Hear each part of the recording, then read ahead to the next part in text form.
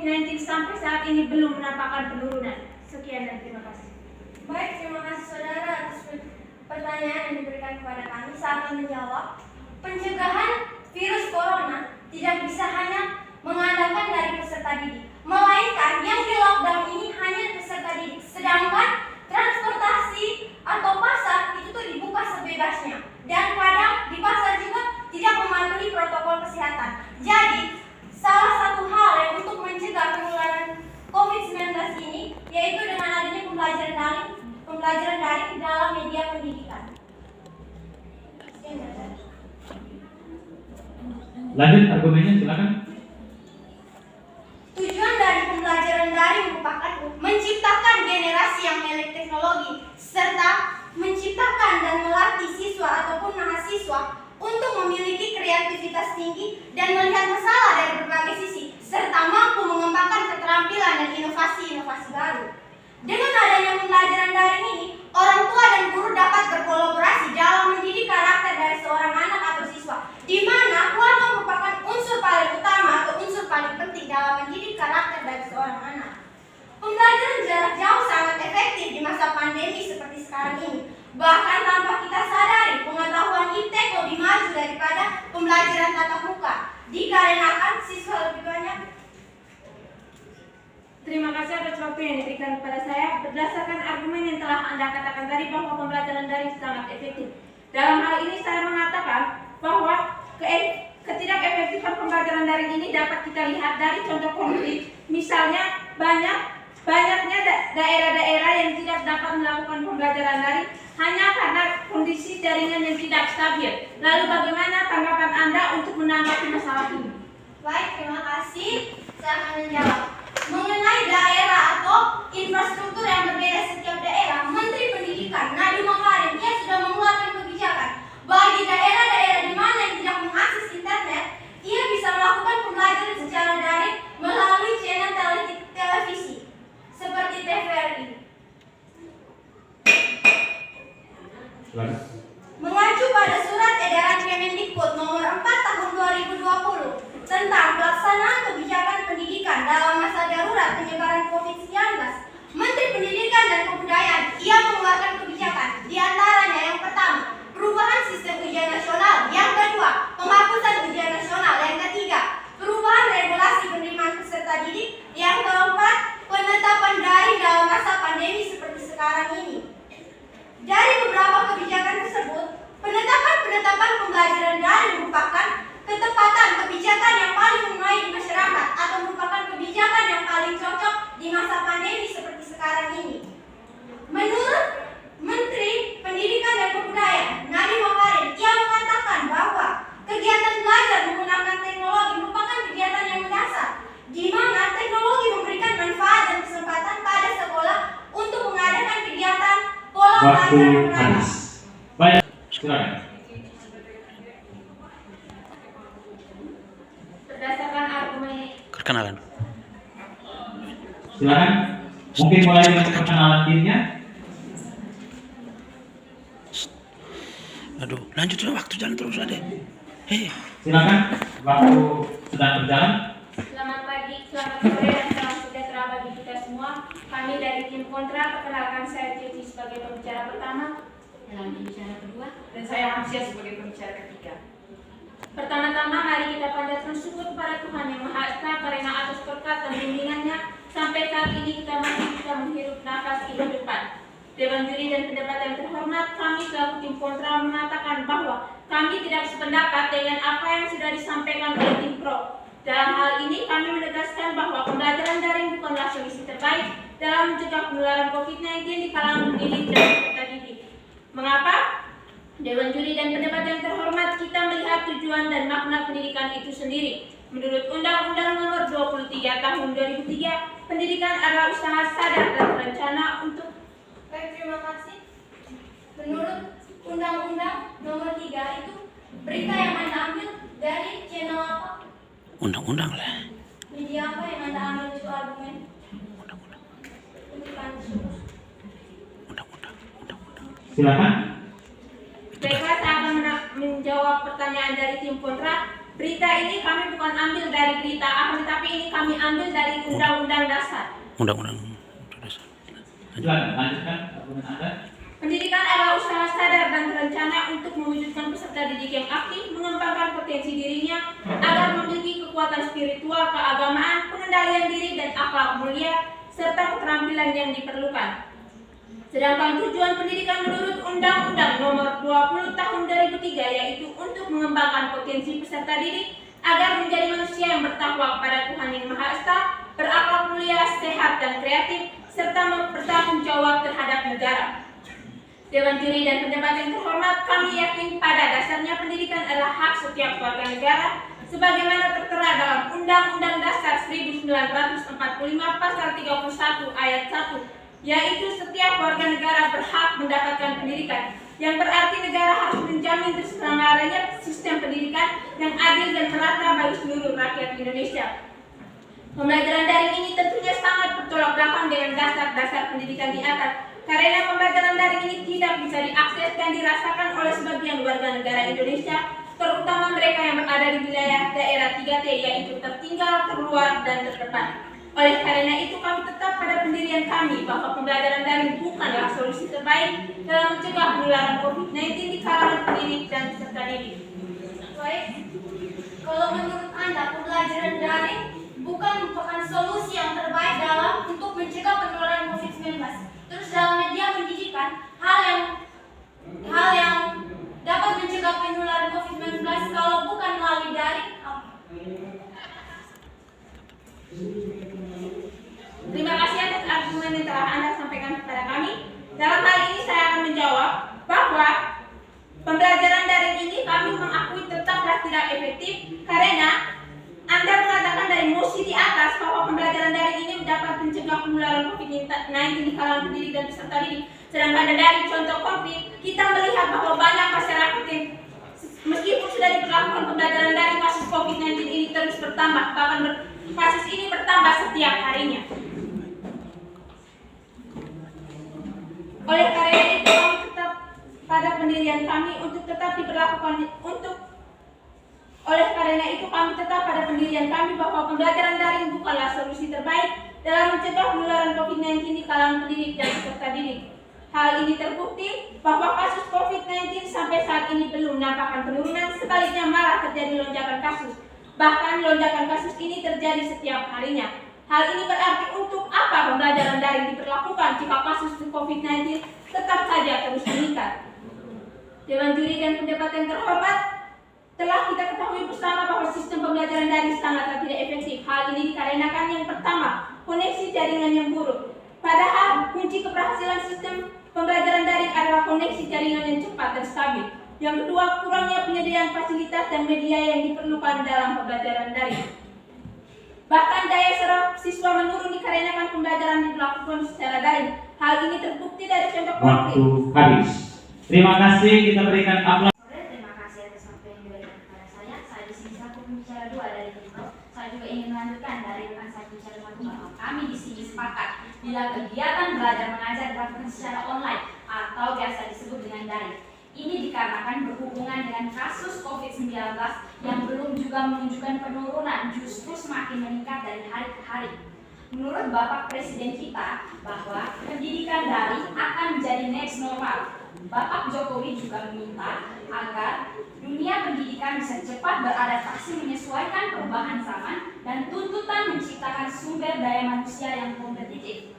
Terlebih, pandemi COVID-19 menuntut perubahan dan cara-cara baru di berbagai sektor kehidupan termasuk pendidikan. Metode pembelajaran daring pun ke depan diyakini akan menjadi kenormalan baru. Pembelajaran daring yang selama ini sangat lamban dijalankan, sekarang sangat berkembang pesat. Pembelajaran daring telah menjadi new normal, bahkan menjadi next normal, dan beliau yakin akan tumbuh normalitas baru yang lebih inovatif dan produktif. Ucapnya saat membuka konferensi Forum Rektor Indonesia FRI di Jawa Barat Sabtu 4 Juli 2020. Di lain sisi, ada pandangan dari Ikatan Dokter Anak Indonesia (IDAI) yang menganjurkan pemerintah untuk tetap menerapkan sistem pembelajaran jarak jauh atau daring setidaknya sampai Desember 2020. IDAI menyebut kasus infeksi COVID-19 pada anak Indonesia cukup tinggi, yakni sebanyak 2.712 kasus dan setidaknya 51 kematian. Data ini diambil dari bulan Juli 2020. Pembelajaran daring ini pun sangat menguntungkan bagi pelajar, pengajar, maupun orang tua. Karena apa? Karena dengan daring ini semua jadwal dan segala kegiatan kita lebih terarah dan tertata dengan baik dan membuat interaksi serta berkomunikasi lebih mudah. Daring juga memberi dampak positif yang lainnya, yaitu secara tidak langsung dengan daring ini kita bisa membuat pelajar mengetahui bahwa smartphone itu tidak hanya sekedar bermain game atau bersosialisasi di dalam dunia maya, media sosial. Kita bisa Baik, terima kasih atas waktu dan kesempatan. Tadi Anda mengatakan bahwa di pelajaran daring dibutuhkan alat elektronik dan peserta didik tidak hanya bermain game saja. Lalu saya ingin bertanya, apakah itu diberlakukan untuk semua peserta didik yang memiliki kekurangan ekonomi dalam keluarganya? Sekian dan terima kasih. Saya akan menjawab bahwa ini dilakukan untuk memutus mata rantai COVID-19 ya.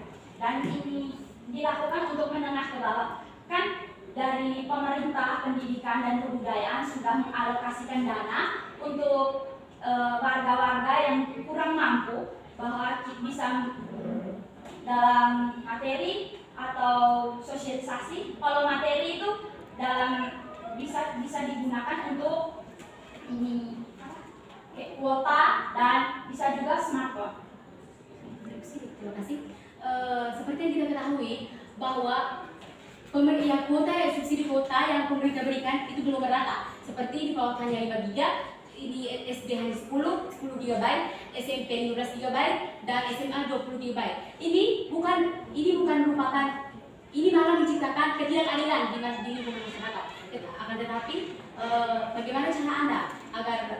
bagaimana Anda menanggapi masalah tersebut? Sekian dan terima kasih.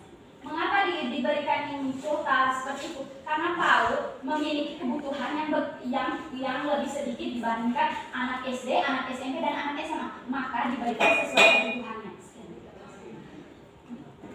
Faktor lainnya adalah dengan daring ini, ilmu pengetahuan tentang teknologi pun meningkat. Karena dalam daring ini, metode pembelajaran diharuskan kita memakai smartphone, komputer, dan alat-alat teknologi lainnya yang meningkat. Dan secara tidak langsung membuat kita tertantang untuk bisa menguasai segala alat teknologi tersebut dan membuat kita sedikit demi sedikit maju dalam bidang teknologi. Karena seperti yang kita tahu, Indonesia adalah negara berkembang di mana tingkat SDM-nya masih di bawah rata-rata, apalagi dalam bidang teknologi ini.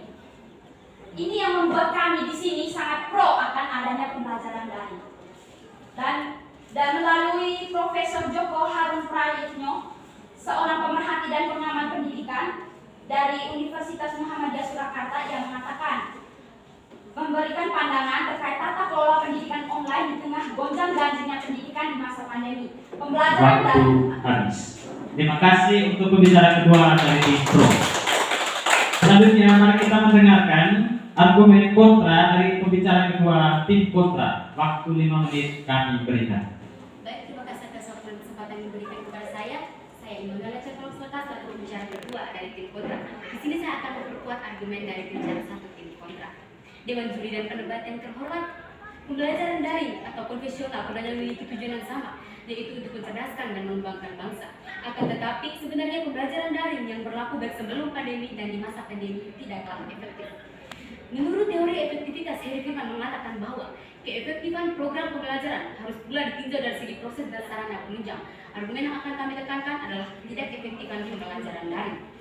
Dewan Juri dan Pendebat yang terhormat, pembelajaran daring dinilai tidak efektif oleh anggota Komisi 10 DPR Erik Bayes Wijaya dengan dasar bahwa sarana dan prasarana iptek tingkat tinggi masih terbatas, seperti belum maksimalnya kecepatan internet di Indonesia, tidak ada alat komunikasi yang memadai, serta rendahnya keterampilan iptek tingkat tinggi di masyarakat Indonesia, terutama di wilayah 3T, yaitu tertinggal, terluar, dan terdepan. Letak daerah yang berada jauh dari ibu kota provinsi menjadikan pertumbuhan ekonomi terhambat, dikarenakan pembangunan infrastruktur yang belum merata. Dewan Juri dan Pendebat yang terhormat, berdasarkan data Indeksi Internet Inklusif, pengguna internet di Indonesia mencapai 66,2%. Angka tersebut melebihi melebihi rata-rata negara Asia yang mencapai 59,7%. Dari seluruh penduduk Indonesia, 93%-nya sudah tercakup pelayanan 4G. Namun dengan cakupan internet yang begitu luas, kecepatan internet Indonesia dianggap jauh di bawah rata-rata negara Asia. Kecepatan pembuatan seluruh Indonesia hanya 14,4 kb/s, di bawah rata-rata Asia. Tidak, terima kasih, 30,9 kb/s. Tertera dalam Undang-Undang Pasal 31, tidak, terima kasih. Interupsi diterima, Ya, silakan. Ya, silakan. Jadi menurut saudara tadi bahwa presentasi dari tingkat pemakaian internet bahwa kita sebagai kita warga Indonesia memiliki pemakaian 6% dari 59%. Silakan ditanggapi oleh pembicara kedua. Maaf, pertanyaan Anda di luar topik saya. Saya lanjut. Silakan. Tertera dalam Undang-Undang Pasal 31 ayat 1 serta dalam Pancasila kelima mengenai keadilan dalam mendapatkan keadilan hak pendidikan. Undang-undang dan Pancasila memberi amanat kepada negara untuk menjamin terselenggaranya sistem pendidikan yang adil merata bagi seluruh rakyat. Dengan sendirinya, sistem pendidikan nasional yang hanya mengalokasikan kepada segelintir rakyat Indonesia bukan hanya bertentangan dengan Undang-Undang Dasar Negara Republik Indonesia dan Pancasila saja, tetapi juga pengingkaran terhadap hak asasi manusia. Tidak, terima kasih. Hal ini, ya, silakan. Menurut saudara, hak asasi manusia yang mana yang dilanggar di sini?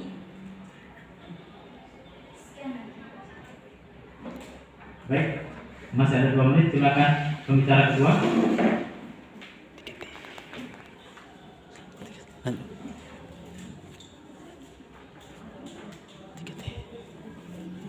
Silakan pembicara kedua, masih ada waktu.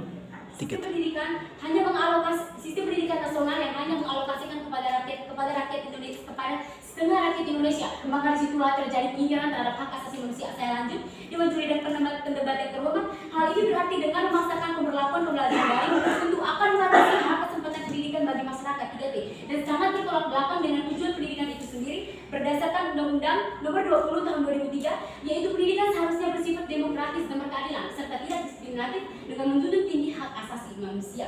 Selain itu, pembelajaran daring menyebabkan pengalihfungsian guru sehingga peran guru jadi tersingkirkan. Padahal manusia memerlukan guru yang nyata sebagai pengajar dan pendidik, terutama dalam hal pengembangan karakter. Karena hal tersebut, maka akan terciptanya individu yang bersifat individual yang diakibatkan oleh belajar mandiri, serta menimbulkan gaya hidup serba instan. Karena tugas pun dapat dicari dengan mudah melalui internet, maka akan terjadinya degradasi terhadap mutu belajar siswa.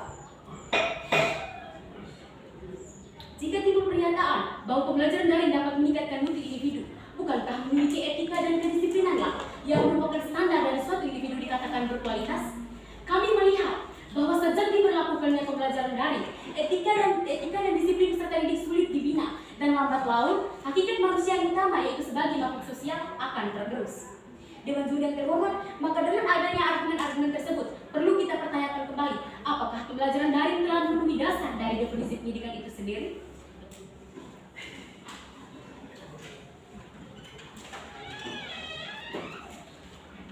Silakan, masih ada waktu 9 detik.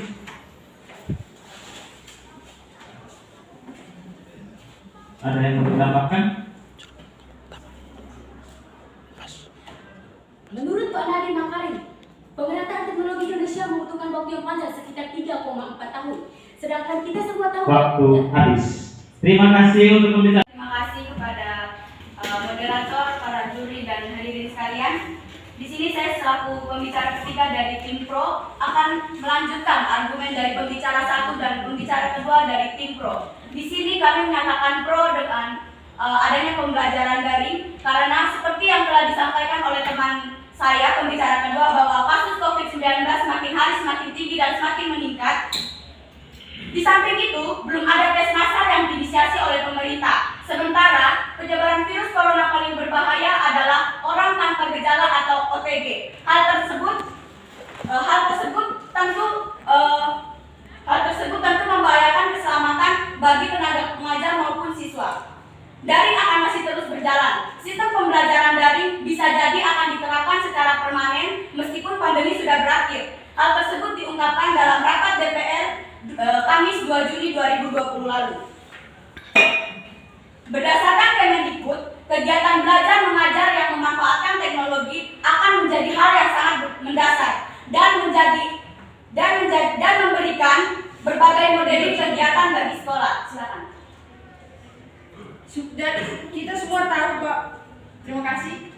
Kita tahu kendala yang dihadapi peserta didik selama pembelajaran daring adalah jaringan internet yang tidak stabil, tugas terlalu banyak, sulit fokus, dan pulsa kuota terbatas. Bagaimana pendapat Anda dari kendala yang dihadapi peserta didik?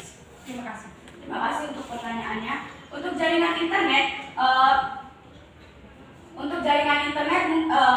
para siswa harus berusaha sendiri bagaimana caranya mereka bisa mendapatkan jaringan internet yang baik. Misalnya, mereka berada di daerah yang jaringan internetnya kurang. Mereka harus berusaha bagaimana caranya mereka harus ke kota atau ke daerah-daerah yang terjangkau jaringan internetnya. Untuk tugas-tugas yang menumpuk itu adalah misi utama pembelajaran daring, bahwa pembelajaran daring ingin melatih anak lebih mandiri dengan cara memberikan mereka tugas. Karena mau tidak mau, dengan pembelajaran daring ini mereka hanya bisa menilai karakter siswa lewat tugas-tugas yang diberikan. Apakah siswa itu mengerjakan tugas itu atau tidak? Sekian dan terima kasih.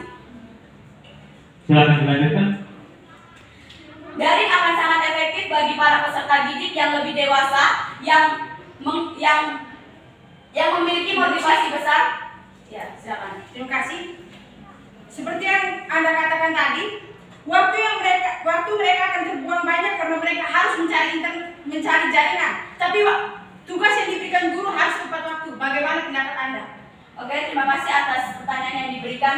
Dengan pembelajaran daring ini, malahan di sini siswa lebih banyak menghemat waktu karena siswa tidak bersekolah, siswa tidak membutuhkan waktu yang banyak. Di sini mereka bisa mengambil waktu-waktu mereka selama di rumah itu untuk mereka mengerjakan tugas dan untuk yaitu mencari jaringan. Mereka bisa mandiri sendiri mengatur waktu mereka. Sekian dan terima kasih. Silakan dilanjutkan.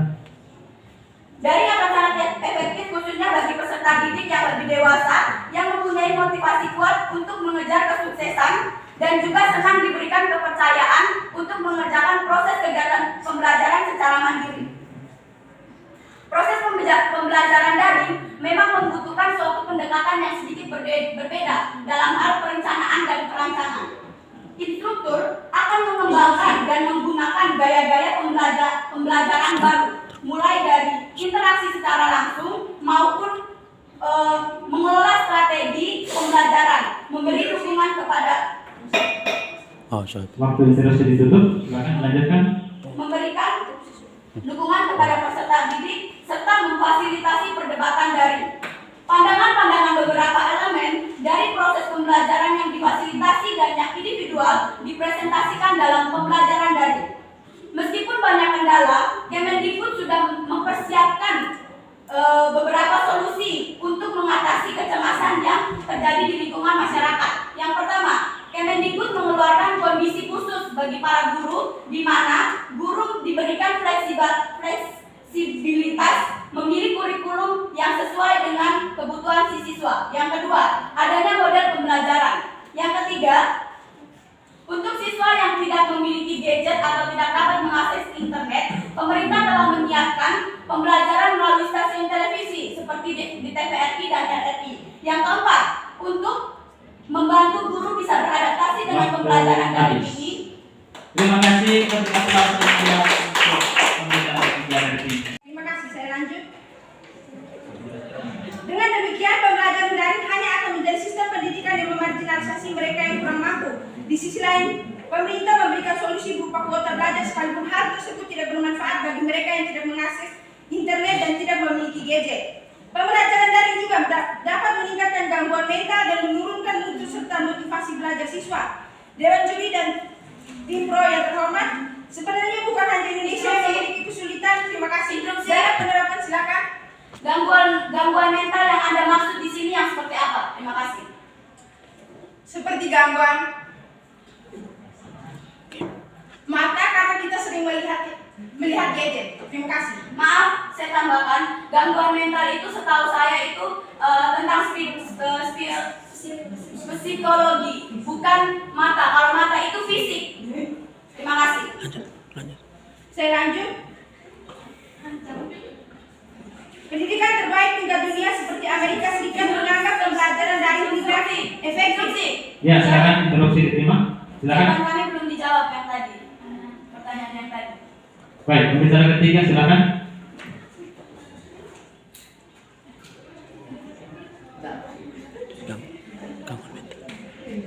Game, karakter, Masih ada waktu 1 menit 11 detik. karakter, Silakan. karakter, Oke. Gangguan mental seperti karakter, siswa tidak bisa.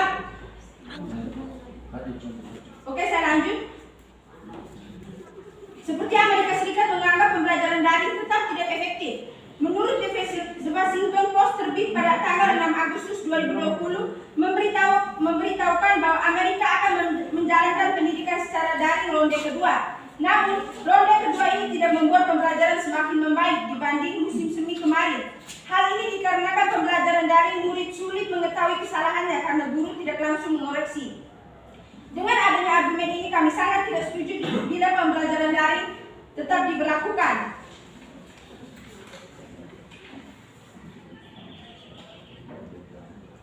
Maka kami selaku tim kontra mempunyai solusi sebagai berikut. 1. Menerapkan teknologi yang ada tetapi tidak dengan pembelajaran daring. Karena kami percaya bahwa membuat masyarakat melek teknologi dan mudah beradaptasi bisa menggunakan banyak cara. Waktu habis. Terima kasih untuk pembicara ketiga dari tim. Menyimpulkan semua argumen yang telah kami sampaikan tadi. Dewan juri dan pendekatan terhormat, pembelajaran daring sangatlah tidak efektif dikarenakan yang pertama koneksi jaringan yang buruk. Padahal kunci keberhasilan diberlakukannya pembelajaran daring adalah koneksi jaringan yang stabil dan lancar. Yang kedua, kurangnya penyediaan fasilitas dan media yang diperlukan dalam pembelajaran daring. Bahkan daya serap siswa menurun dikarenakan pembelajaran diberlakukan secara daring. Hal ini terbukti dari contoh konkret siswa yang mengalihkan fungsi media belajar menjadi media untuk bermain game, TikTok, dan lain-lain. Dan dalam pembelajaran daring juga penilaian terhadap kompetensi siswa sangat rendah kompeten dikarenakan banyak siswa yang mencari jawaban di Google dan banyak siswa yang mengcopy paste dari jawaban tugas temannya. Sehingga nilai yang diberikan oleh guru kepada siswa tidak sesuai dengan kemampuan yang dimiliki oleh siswa. Selain itu, pembelajaran daring ini juga membuat yang pertama, tidak adanya interaksi tatap muka antara pengajar dan peserta didik. Yang kedua, pembelajaran daring lebih banyak ke aspek bisnis daripada sosial dan akademik.